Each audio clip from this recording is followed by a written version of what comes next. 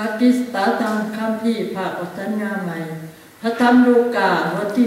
11ข้อที่1ถึงข้อที่54ได้ทรงกล่าวไว้ว่าดังนี้ทรงสั่งสอนเรื่องการอ่อนวอนอยู่มาเมื่อพระเยซูทรงอ่อนวอนในบ่อหนึ่งพอถึงสุดลงสาวกของพระองค์คนหนึ่งทูลว่านายเอ๋ยขอสอนพวกข้าหน่อยให้อ่อนวอนเหมือนโยฮันได้สอนพวกสาวกของตนพระองค์ทรงกล่าวกับเขาว่าเมื่อพวกท่านอ่อนวอนจงกล่าวว่าข้าได้พระบิดาขอให้พระนามของพระองค์เป็นที่เคารพบูชาขอให้พระราชจักรของพระองค์มาตั้งอยู่ขอทรงโปรดประทานอาหารประจำวันให้แก่ข้าพระองค์ทั้งหลายทุกๆวันขอทรงโปรดยกพิษบาปของข้าพระองค์ทั้งหลายด้วยว่าข้าพระองค์ยกความผิดบาปของทุกคนที่เฮ็ดผิดต่อข้าพระองค์นั้นขออย่าทรงพาข้าพระองค์ทั้งหลายเข้าไปในการทดลองพระองค์ทรงกล่าวกับเขาว่าผู้ใดในพวกท่านมีมิตรสหายคนหนึ่งได้จะไปหามิตรสหายนั้นในเวลาเที่ยงคืนว่าสหายเอ้ยขอให้ข้อยยืมเขาจีจัก3ก่อนแน่พอเพื่อนของหนึ่งของข้อยเดินทางมาเบะข้อยและข้อยบ่มีอันใดจะสู่เพิ่นกินฝ่ายมิตรสหายที่อยู่ข้างในจะตอบออกมาว่าอย่ารบกวนเฮาทอกประตูบาทแล้วพวกลูกของเฮาก็นอนอยู่กับเฮาหมดแล้ว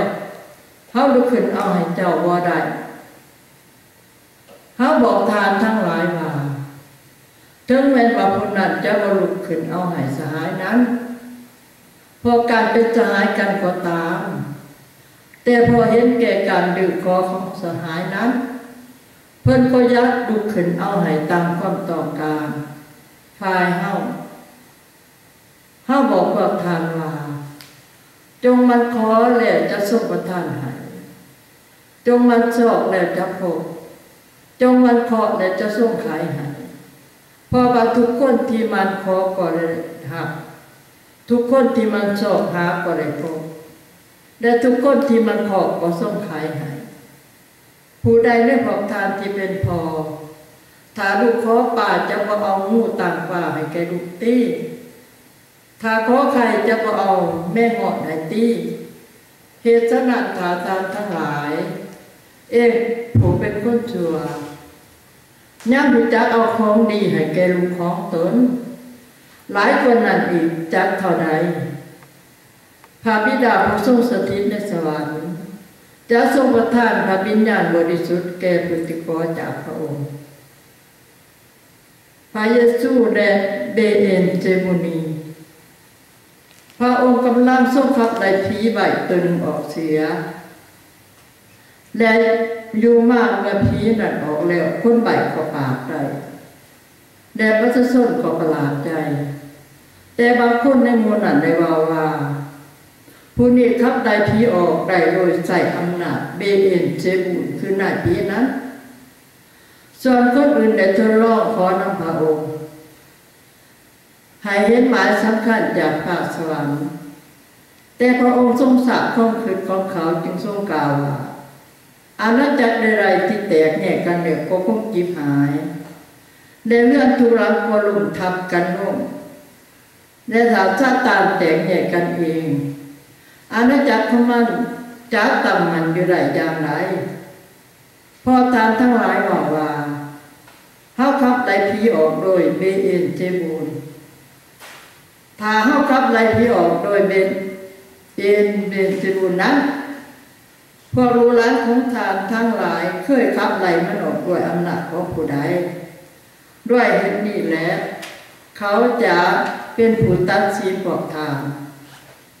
แต่ถ้าเฮาขับไล่ผีออกด้วยนิ้วพระหัตถ์ของพระเจ้าดังนั้นราชจักรของพระเจ้าก็มาถึงพวกทานแล้วเมื่อคนแข็งแห้งถืออาวุธครบถ้วนเฝ้าเรือนของตนอยู่สิ่งของคนก็อยู่ในความปลอดภัยแต่เมื่อมีคนแข็งแห้งกลัวมาต่อสู้ แ และชนะไปคนนั้นจะอยากเอาเครื่องอาวุธที่ตนว่างใจนั้นไปเสียแล้วแบ่งปันสิ่งของที่อยากเอาไปนั้นผู้ใดบ่อยู่ฝ่ายเฮาก็ต่อสู้กับเฮาและผู้ใดบ่โฮมเข้ากับเฮาก็เป็นผู้เฮ็ดให้แตกกระจายไปผีหายกลับเข้ามาเมื่อผีต่อยหายออกมาจากผู้ใดแล้วมันก็เที่ยวไปในบนกันดารเพื่อแสวงหาบนช่องเมื่อยเต็มระบบพบมันจริงว่าเฮาจะกลับขึ้นไปยังเรือนของเฮาที่เฮาได้ออกมานั้นเมื่อมันมาถึงก็เห็นว่าเรือนนั้นกวาดดีได้ตกแต่งใหม่แล้วเมื่อนั้นมันจึงไปหักเอาผีอื่นอีก7 ตัวให้กว่ามันเองแล้วก็เข้าไปอาศัยอยู่ที่นั้นแล้วสภาพบรรปลายของคนนั้นก็หายกว่าบรรตนผู้ที่เป็นสุขแท้อยู่มาเมื่อพระองค์ทรงกล่าวคำเหล่านั้นอยู่มีหญิงคนหนึ่งในหมู่ประชาชนห้องทูลพระองค์ว่าทองที่ปฏิสนธิทานในหัวนมที่ทานอยู่นั้นก็เป็นสุขแต่พระองค์ทรงตอบว่าคนทั้งหลายที่พังพระธรรมของพระเจ้าและถือรักษาพระธรรมนั้นก็เป็นทุกข์หลายกว่านั้นอีกคนสัตว์ชั่วอยากให้หมายสำคัญเมื่อประสนร่วมกันหนาแน่นขึ้นพระองค์ทรงตอบตนกล่าวว่าสมัยนี้เป็นสมัยคนชั่วที่แสวงหาหมายสำคัญและจะบ่ส่งผลหมายสำคัญให้แก่เขาเว้นไปแต่หมายสำคัญเรื่องโยนาด้วยว่าโยนาได้เป็นหมายสำคัญแก่ชาวนีนาเวอย่างไรบุตรมนุษย์ก็เป็นหมายสำคัญแก่คนสมัยนี้อย่างนั้น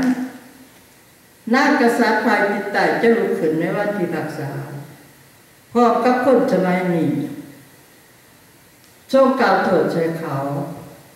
เพราะพระนางนั้นได้เสด็จมาแต่ที่สุดโลกเพื่อจะทรงฟังพระสติปัญญาของกษัตริย์ซาโลมอนและบางแม่ซึ่งใหญ่กว่ากษัตริย์ซาโลมอนก็อยู่ที่นี้ไทยเมืองนีนาเวจะยืนขึ้นในวันพิพากษาพร้อมกับคนสมัยนี้กล่าวโทษใส่เขาโดยว่าไทยเมืองนีนาเวได้จิตใจก็เอาใจใหม่เพราะข้าประกาศของโยนาและบางแม่ซึ่งใหญ่กว่าโยนาก็มีอยู่ที่นี่ความสว่างของห่างกายบ่ฮอนมีผู้ใดเมื่อไต่คมแล้วจะตั้งไว้ในบนบางหลักหรือเอาบุงมากวางไว้แต่เคยตั้งไว้เทิงเครื่องห้องติงโคม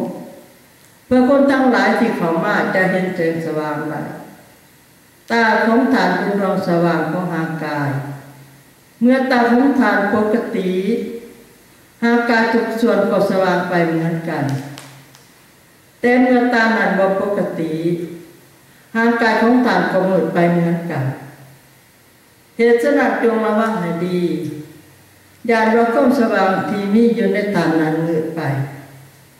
เหตุฉะนั้นถ้ากายของฐานทุกส่วนเต็มด้วยความสว่างบ่มีมืดจักก่อนก็สว่างตัวไปเหมือนดังเวลาแสงโคมส่องมาให้ทาน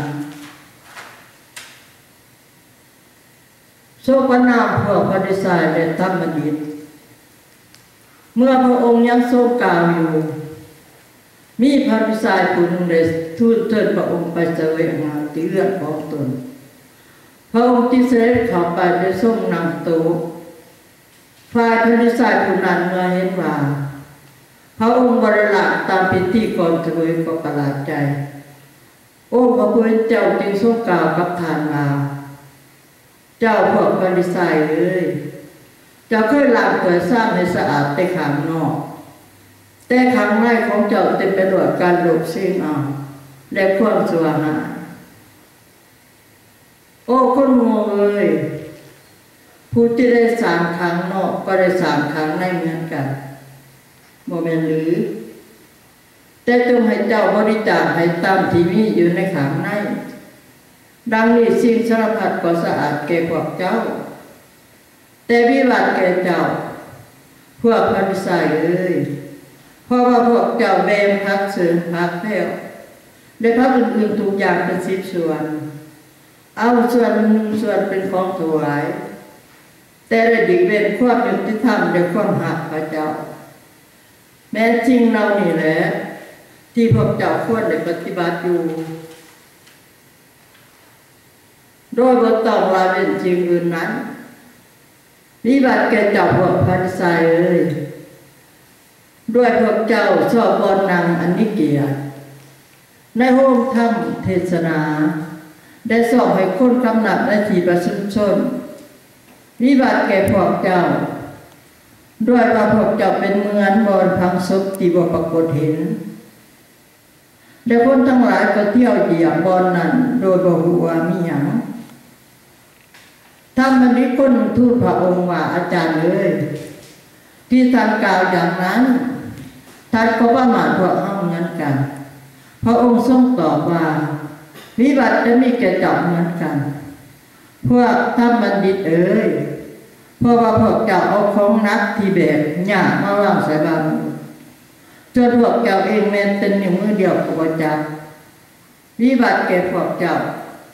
เพราะพวกเจ้าได้สร้างอุโมงค์ของพวกผู้ประกาศพระธรรมคือพวกนั้นแหละที่พวกบรรพบุรุษของเจ้าเองได้ขาดเสียดังนั้นพวกเจ้าเป็นพยานได้ย่อมเห็นดีในการเห็นของบรรพบุรุษของเจ้าด้วยว่าเขาได้ขาพวกผู้ประกาศพระธรรมแล้วพวกเจ้าได้สร้างอุโมงค์ให้เหตุฉะนั้นพระปัญญาของพระเจ้าจึงทรงกล่าวว่าหากจะใส่พวกผู้ประกาศพระธรรมได้อากาสงบไปหาและเขาจะขาล่างคนและกดขี่ข่มเหงล่างคนเสียเพื่อคนสมัยนี้จะได้ถึงแก่แค่ย้อนเลือดของบรรดาผู้ประกาศพระธรรมที่ไหลออกตั้งแต่แหลก3 โลกคือตั้งแต่เลือดของอาเบนจนถึงเลือดของสกาลิยาที่ถือขาระวางแทนมูซากับพระวิหารนั้นเมียนแล้วเขาบอกเจ้าทั้งหลายว่าคนสมัยนี้จะต้องรับผิดชอบในเลือดนั้นวิบัติแก่พวกเจ้าท่านบัณฑิตเอ๋ยเพราะว่าพวกเจ้าได้เอาของกระเจแห่งความหูไปเสียพวกเจ้าเองก็บ่เข้าไปและคนที่กำลังเข้าไปนั้นพวกเจ้าก็ได้คัดขวางไว้เมื่อพระองค์เสด็จออกจากที่นั่นแล้วพวกนักธรรมและพวกฟาริสัยตั้งตนโจมตีและเหย่อพระองค์หมายจะให้พระองค์กล่าวหลายอย่างต่อไปโดยหวังค่อยจับผิดในคำใดคำหนึ่งที่ออกมาจากพระโอษฐ์ของพระองค์